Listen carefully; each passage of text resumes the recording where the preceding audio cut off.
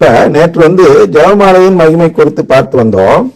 அப்ப ஜெபமாலை என்பது திருமுழுக்கின் அடையாளமாக இருக்கிறது என்று பார்த்தோம். அந்த ஆன்மாக்கள் மீட்பு பெற, இறந்து போன ஆன்மாக்கள் மீட்பு பெற தேவைப்படும் வெளி அடையாளமாக இருக்கக்கூடிய நீரை போன்ற ஒரு செயலாக இந்த ஜெபமாலை செயல்படுகிறது என்று நேற்று பார்த்து வந்தோம். எனவே இந்த கேள்வி, ஜெபமாலை சொல்வது மாதாவை போற்றுவதுதானே என்ற இந்த கேள்விக்கு இடமில்லை. இது மாதாவை போற்றுவதல்ல, இது திருமுழுக்கு பெற்றுத்தரும் ஜெபம். திருமுழுக்கு ஜெபம் பொதுநிலையினரும் திருமுழுக்கு கொடுக்கிறார்கள் என்றால் அது இந்த ஜெபமாலை மூலமாக தான் கொடுக்கிறார்கள். இறந்து போன ஆன்மாக்களுக்கு கொடுக்கிறார்கள். அப்படி பார்க்க வேண்டும். ஏன் இறந்து போன ஆன்மாக்களாக இருந்தால் கூட என்ன செய்யலாம்? மனம் மாறி கடவுள் குடும்பத்தில் சேர விரும்புகிறேன் என்ற அந்த கோரிக்கையை விண்ணகத்திலும் வைக்கலாம் என்று கடவுள் ஏற்பாடு செய்திருக்கிறார். அதனால்தான் அந்த காலத்துல, அதாவது 1 கொரிந்தியர் 15:29 இருந்த பழக்கம், இறந்தோருக்காகவும் திருமுழுக்கு பெறுகிறார்கள். அடுத்து 1 பேதுரு 3:19 இயேசு நற்செய்தி அளிக்கிறார், இறந்தவங்களுக்கு போய் நற்செய்தி அளிக்கிறார். அதனால இது விட்டுப்பட்டு போகாமல் ஊழிக்காலம் வரை இந்த செயல் தொடர வேண்டும் என்பதற்காக அறிமுகப்படுத்தப்பட்டதுதான் ஜெபமாலை. நம்மள புரிஞ்சிட்டு சொல்லுங்க, அப்பதான் இன்னும் நல்லா இருக்கும். நாமும் பிலியல் தத்தெடுப்பை நம்பி அதன் பிறகு இந்த ஜெபமாலை சொல்லும் போதுதான் இந்த ஜெபமாலையின் பலன் இறந்து போனவங்களுக்கு போய் சேரும். அடுத்தது என்ன கேட்கிறாங்கன்னா, சோஸ்திர பலிகள் சொல்வது கடவுளை போற்றுவது தானே அப்படிங்கிறாங்க. ஆமாங்க, சோஸ்திர பலி சொல்வது கடவுளை போற்றுவதுதான். ஆனால் போற்றுவதால் அங்கே மீட்பு கிடைக்குமா? அதுதான் பார்க்கணும். என்ன செய்கிறோம்? போற்றுகிறோம், நல்ல செயல் தானே என்று பார்த்து புண்ணியம் இல்லை. நல்ல செயலா கெட்ட செயலா என்று பார்க்க கூடாது. அப்ப எப்படி பார்க்க வேண்டும்? இந்த செயல் நமக்கு மீட்பை பெற்று தருமா என்று பார்க்க வேண்டும். பவுலடியார் என்ன சொல்கிறார் என்றால், எபிரேயர் 12:23 வாசிச்சீங்கன்னா, விண்ணகத்தில் பெயர் எழுதப்பட்டுள்ள என்ற இருக்கிறவா தலைப்பேரானவர்களின் திருச்சபை அப்படின்னு சொல்கிறது. அந்த விண்ணகத்தில் பெயர் எழுதப்பட வேண்டும். அதுதான் நம்முடைய முயற்சி. அப்படின்னா மீட்பு பெற வேண்டும். அப்ப கடவுளை போற்றுவது நமக்கு மீட்பு தருமா? தராது.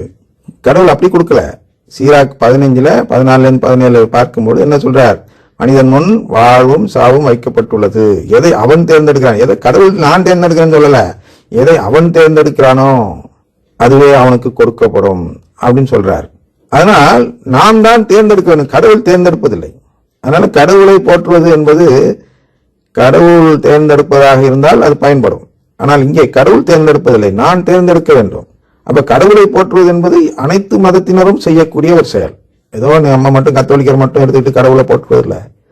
சோத்திர பலி சொல்றோம்னா நாம் இந்து மத ஜபத்தை சொல்கிறோம், நாம் இஸ்லாமிய மத ஜபத்தை சொல்கிறோம், சீக்கிய மத ஜபத்தை சொல்கிறோம், பௌத்த மதம், அப்படி எல்லாத்தையும் நீங்க எல்லா மதத்திலையும் கடவுளை போற்றுகிறார். கடவுளை போற்றாத ஏதாவது ஒரு மதம் சொல்லுங்க.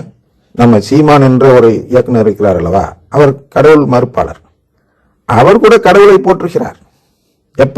எப்பெல்லாம் கடவுளை குறை சொல்கிறாரோ, ஏன் அந்த கடவுள் இதுக்கு உதவல, ஏன் அதுக்கு உதவல அப்படின்னு எப்பெல்லாம் கேட்கிறாரோ அப்பொழுதெல்லாம் அவர் அவருடைய கனவு கடவுள், அவர் எதிர்பார்க்கும் கடவுள் இப்படி இருக்க வேண்டும் என்று போற்றுகிறார். ஆனால் கடவுளை போற்றாதவர்கள் இந்த உலகத்தில் யாருமே இருக்க முடியாது. அதை வச்சுட்டு அவர் மீட்பு கொடுக்க வேண்டும் என்றால், விண்ணகத்தில் பெயர் எழுதப்பட வேண்டும் என்றால் என்ன செய்ய வேண்டும்? அனைவருக்கும் கொடுக்க வேண்டிய சூழ்நிலை வரும். கேட்காதவனுக்கும் கொடுப்பது அநீதியாகும். அதனால் கடவுளை போற்றுவது உறவு கேட்கும் செயல் அல்ல. நல்லா புரிஞ்சுங்க. அதனால சோஸ்திர பலி இருக்கிறது அல்லவா, சோஸ்திர பலி சொல்வது உறவு கேட்கும் செயல் அல்ல.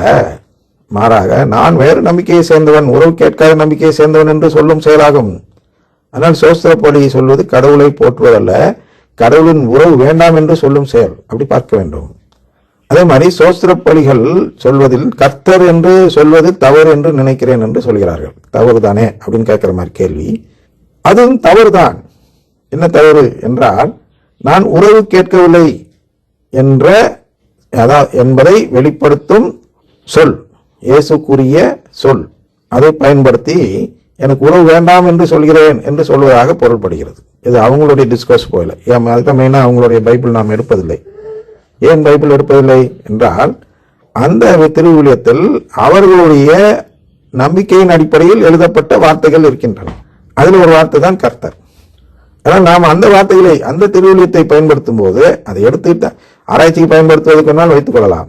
ஆனால் பொதுவாக வழிபாட்டுக்கு பயன்படுத்தினால் என்ன நடக்கிறது என்றால், நான் உறவு கேட்காதவன் என்ற நிலைப்பாட்டை எடுக்கிறேன். அதனால்தான் நம் திருச்சபையில் கத்தோலிக்கருக்கென்று மொழிபெயர்ப்பு செய்வதும், கத்தோலிக்கர்களுக்கென்று ஒரு வேர்ஷன் என்று சொல்லிடுவோம், அதாவது RSV அப்படின்னு சொல்லுவார்கள். அதுபோன்று அது சப்டென்ஜென்ட், இந்த 70 மொழிபெயர்ப்பு, அது மாதிரிலாம் இருக்கிறது அல்லவா? அதெல்லாம் எதற்கென்றால், நாம் வேறு நம்பிக்கை, அவர்கள் வேறு நம்பிக்கை, நாம் உறவு கேட்பவர்கள், அவர்கள் உறவு கேட்காதவர்கள் என்ற நம்பிக்கையை சேர்ந்தவர்களாக இருக்கிறோம். எனவே அதை நாம் பயன்படுத்த வேண்டாம் என்று திருச்சபை முடிவெடுத்திருக்கிறது. வெறுப்பின் காரணமாக அல்ல, நம்முடைய நம்பிக்கையின் அறிக்கை இருக்க வேண்டும். நாம் அறிக்கையிடுவது தகுந்தால்தான் நமக்கு மீட்பு கிடைக்கும். ஏன் அறிக்கையிடுகிறோம்? விசுவாச பிரமாண மந்திரம் என்று சொல்வார்கள். ஏன் அந்த மந்திரம் தேவை திருப்பலியில்? அது இல்லாமலே ஓடிட்டு இருக்க வேண்டியான? அப்படி இல்லை, நான் கத்தோலிக்க நம்பிக்கையை சேர்ந்தவன் என்பதை நான் அறிக்கையிட வேண்டும். அதையும் செஞ்சுட்டு நான் கத்தோலிக்க நம்பிக்கையை சேராதவன் என்றும் அறிக்கையிட்டால், அதுதான் அந்த சோத்திர பள்ளியில செய்ய வைக்கிறாங்க.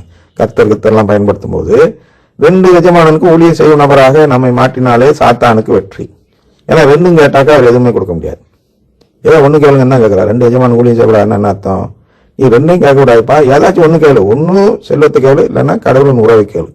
2ஐயும் கேட்கக்கூடாது. செல்வம்னா அங்கே ஊனியல்பு நாட்டம் எல்லாம் செல்வம். அப்ப ஆசீர்வாதத்தை கேளு, இதெல்லாம் ஊனியல்பு நாட்டம். உறவு கேட்பது இன்னொன்னு. 2ல ஏதாவது ஒண்ணு கேளுங்கன்னு சொல்றாரு. ஆனா நான் 2ஐயும் கேட்பேன்னு சொல்லிட்டு திருப்பலிக்கும் போவேன், சோத்திர பலியும் செய்வேன்னா அது செல்லாத நன்மையாக மாறிவிடுகிறது, செல்லாத உடன்படிக்கையாக மாறிவிடுகிறது. அதனால் அதில் சாத்தானுக்கு ஆதாயம் இருக்கிறது.